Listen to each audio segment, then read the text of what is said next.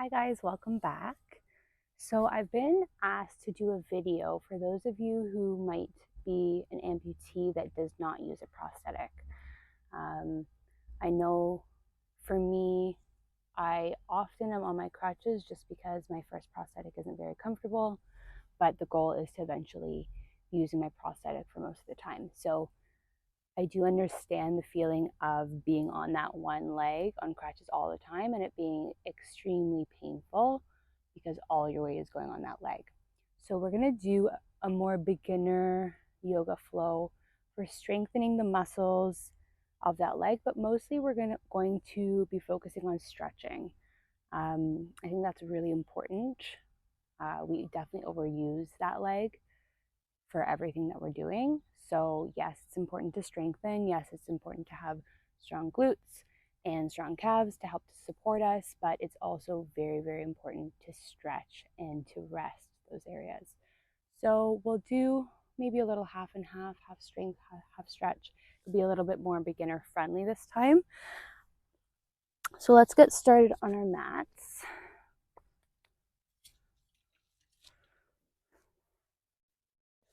We're going to get started in a child's pose today.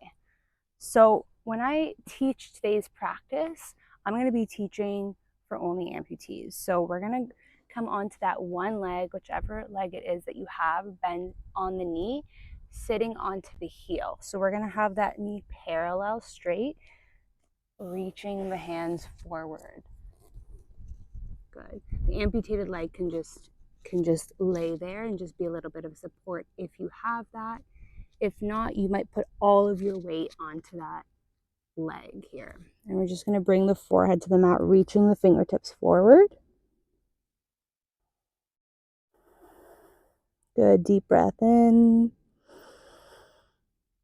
And exhale. Starting to gently rock the forehead from side to side.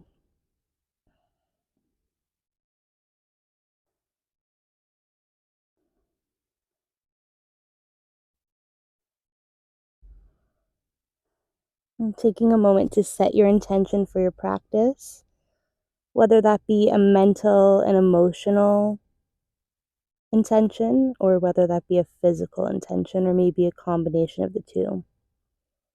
Holding that intention in the heart space.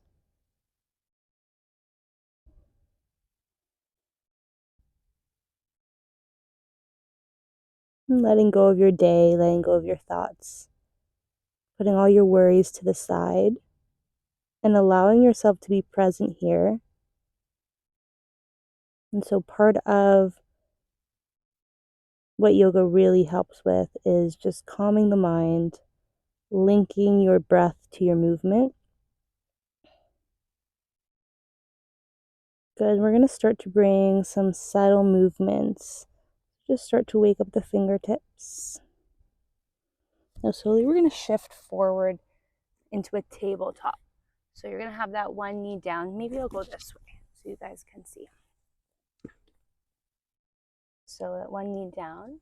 Good. Now we're going to shift backwards back into that child's pose. Good. So inhale, come into your tabletop.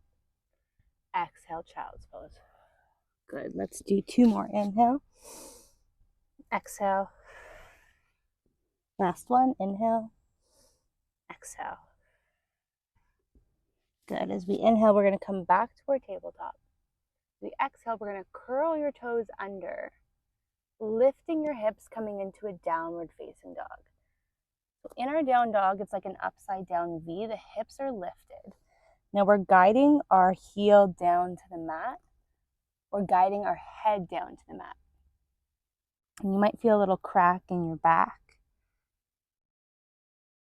We're going to inhale, lift the heel, exhale to lower. Inhale to lift, exhale to lower. Good. Two more. Inhale, exhale. Last one. Inhale, exhale. Good. Let's take 3 deep breaths in your down dog. Maybe shifting your hips, maybe moving your head. And feel free to just move in any way that feels good to you in this practice.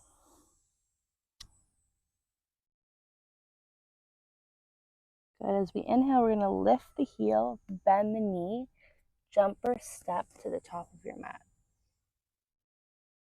Good.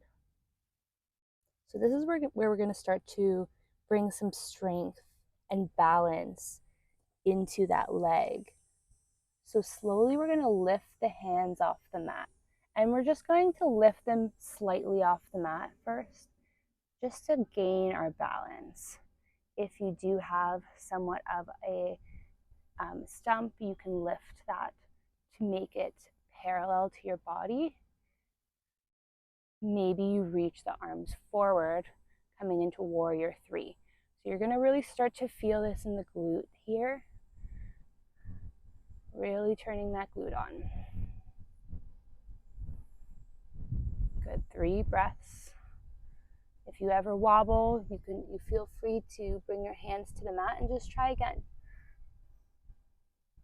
Inhale to come all the way up to standing. I'm on some uneven ground right now, so I might be wobbling too. Good. Now we're going to exhale to come into an Utkatasana. So we're sitting deep into the heel. We're bringing our glute back, bending the knee, reaching the arms forward. So again, we're going to have that same burning sensation in the glute. Maybe we start to bring a tiny little pulse here. For 10. I did say this was beginner, but this doesn't feel like super beginner. So I'm sorry. 9, 8, 7, 6, 5, 4, 3, 2, last one. Good. Bring the hands down to the mat, straighten the knee, fold forward, forward fold. See, I do this a lot. I have a plan to do a beginner class, and then my body just kind of takes over.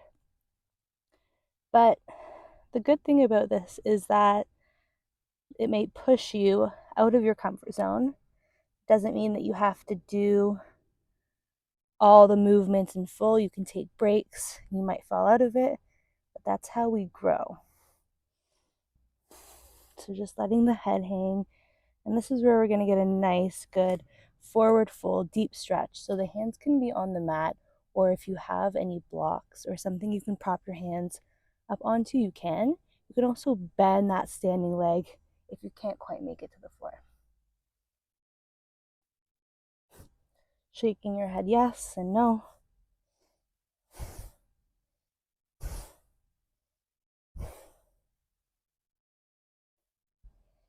Good. Let's take 3 breaths here. I think this practice is going to be a little bit shorter. It's going to be nice and short and sweet.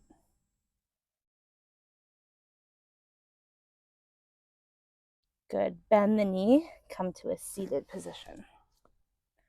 So after that activation in the glute, we're now going to stretch it out. So with whichever leg you do have, you're going to place the foot on the stump if you have one. If not, maybe you have a blanket or a towel you can put underneath it just so you have something to prop it onto. Okay, now you're going to start to feel a little stretch in the hip from this. If you don't, if you're pretty flexible, we're going to start to walk it forward as far as you can go. If you're not pretty flexible and this is challenging enough, just stay right here. So for me to feel the stretch, I have to reach pretty far forward. So this is where I kind of tell you guys to just listen to your body. So you want it to feel uncomfortable. You definitely want to feel a stretch, but when it becomes super painful, that's where you back off. So just listening to your body here, closing the eyes, letting the head drop.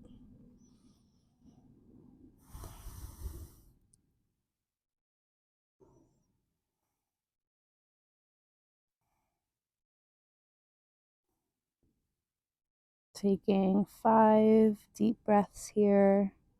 With every breath, maybe you come a little deeper.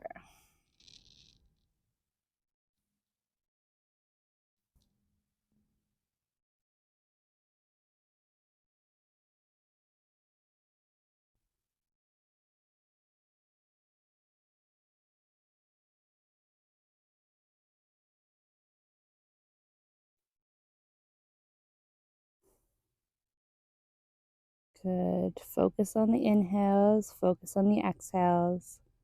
Let all the outside noise just melt away for this moment.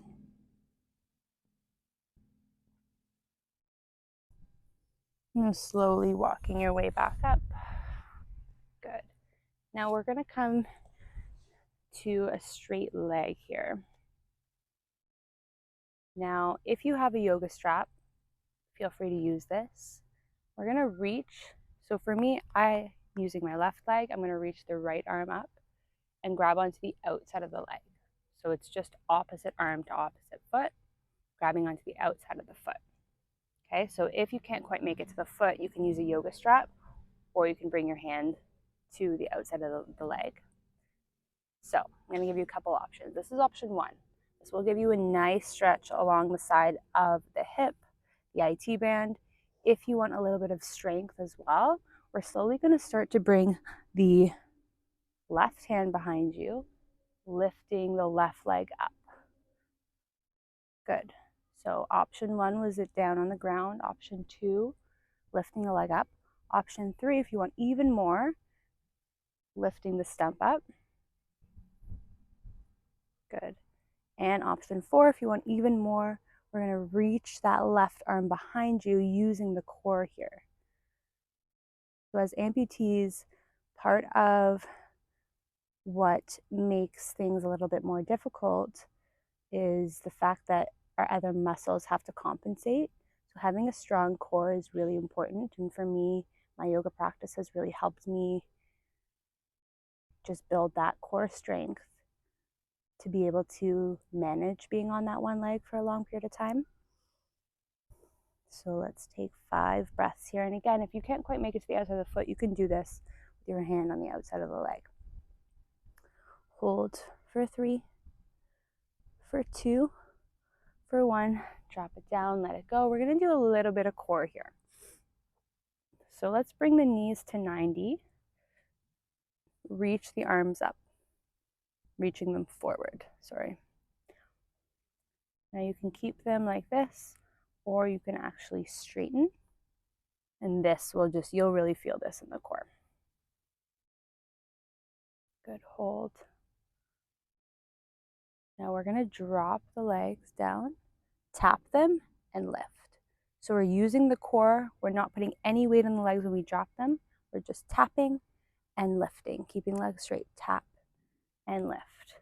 For 8, 7, breathe. 6, 5, 4, 3, 2, last one. Good. Let's bring the knees in, or the knee in, and just hug the knee. You can bring the foot to the ground. And we're going to do a second set. So take a breather here. And then we'll come back into our boat. So either knees at 90 or straight. And if they're straight, we're making more of a V position here. Good. So inhale to tap, exhale to lift. Inhale, tap, lift. For 8, 7, 6, breathe. 5, 4, 3, 2, last one. Good. Let's bring that foot in.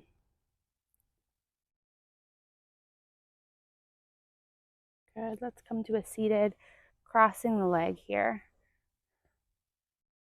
As we inhale, we're going to bring the left hand behind you, reaching the right hand up. As you exhale, grabbing onto the left knee with the right hand, twisting the body over to the left.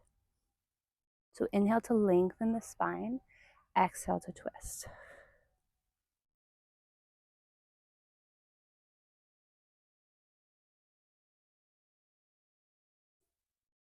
Three deep breaths.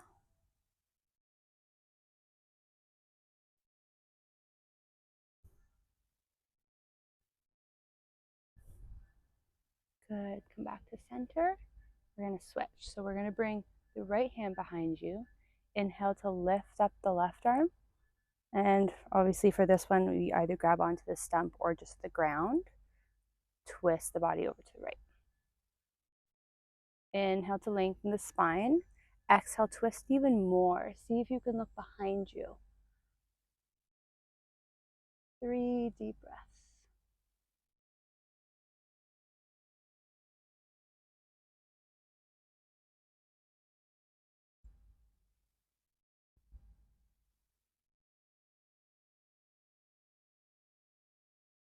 Good. Come back to center.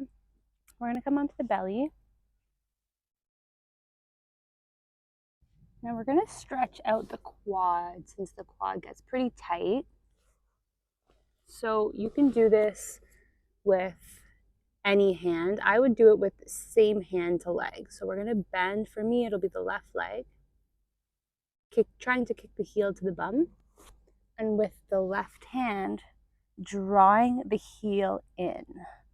So for those of you who have pretty tight quads, you might use a shirt to wrap around your foot and grab onto, or a yoga strap or a towel. You can kind of just use whatever you have in the house. Good. Draw that heel in as close as you can. So for some of you, this might be pretty tight. And when you do feel that tightness, just breathe into it.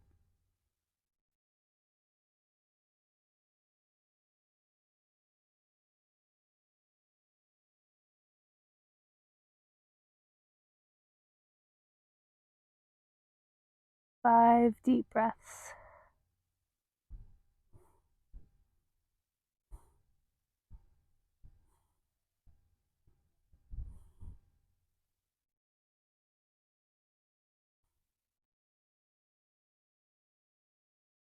Good. Let's let go of that leg.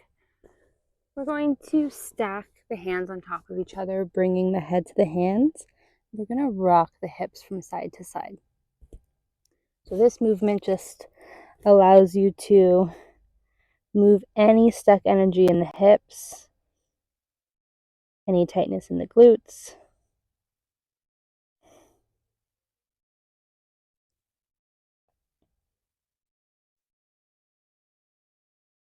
Good. 5 deep breaths.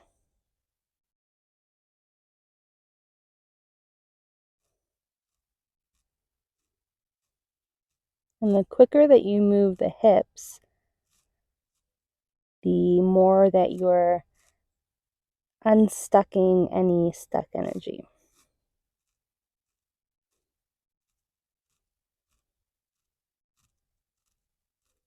Good. Come back to neutral. Just notice any shifts that you feel here. I'm going to roll onto the back. So bringing that knee into chest, whichever knee you do have, drawing it in. And we want to guide the opposite hip down. It has a tendency to want to lift up, so we want to ground that hip down. Maybe you place the hand on the stump or the hip just to ground it. Good. Now we're going to straighten that. For me, it'll be my left leg up to the sky, flexing it. Now again, you might use a towel or a shirt or a yoga strap here to hook onto the back of the leg here, or maybe the calf. For me, I'm able to grab onto the back of my leg, but it might not be accessible for everyone. So see what feels best. And again, you can do the back of the leg here, you can do the calf, you can do the ankle. And really drawing your toes towards your face. That's the goal here. You might notice my stump trying to lift up. Now with my right hand guiding it down.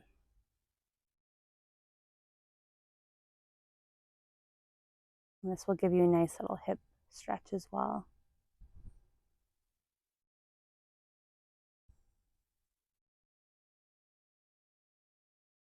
Five deep breaths.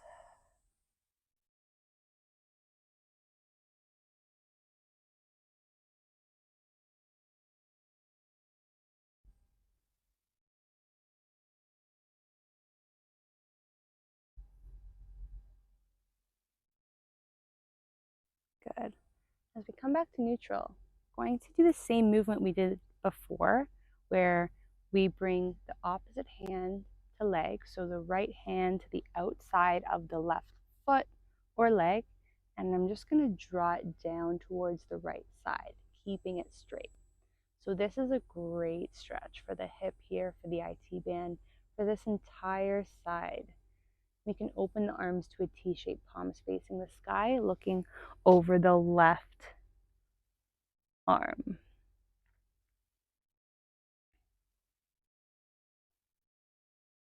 So this will give you a nice little spinal twist, but it also gives you a nice little hip stretch.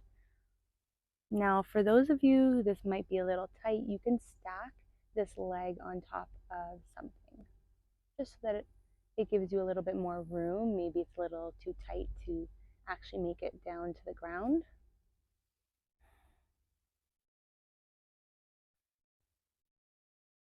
Five deep breaths.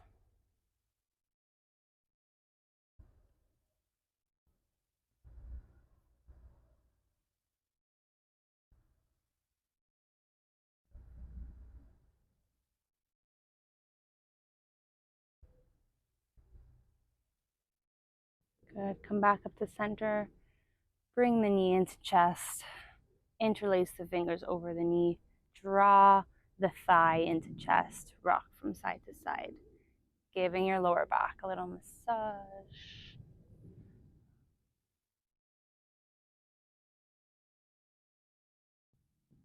And slowly we're going to come into our final Shavasana. Let the legs come out long. Arms long, palms face the sky. If this doesn't feel good for your lower back, because I know for some people it doesn't, you can just place the foot down on the ground with the knee up. Inhale to fill the belly with air. Exhale to let it go, side out through the mouth. Let's do another one like that. Inhale to fill. Exhale to side out. And just noticing your back body melting deeper into the mat as you do this. Just taking a moment to notice any shifts that you feel within the body, within the mind. And finding gratitude for this practice, for being able to help you to shift in any way.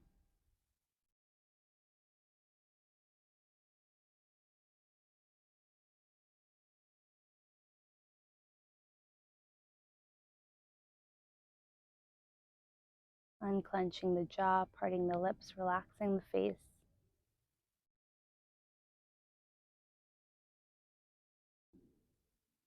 Bringing a hand to the belly, a hand to the heart. Tuning in here. Thank you for joining this practice. Namaste.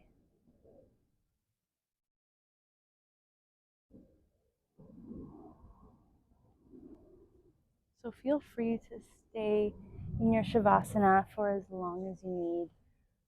Usually when I'm practicing for myself, I like to stay in Shavasana for as long as I can.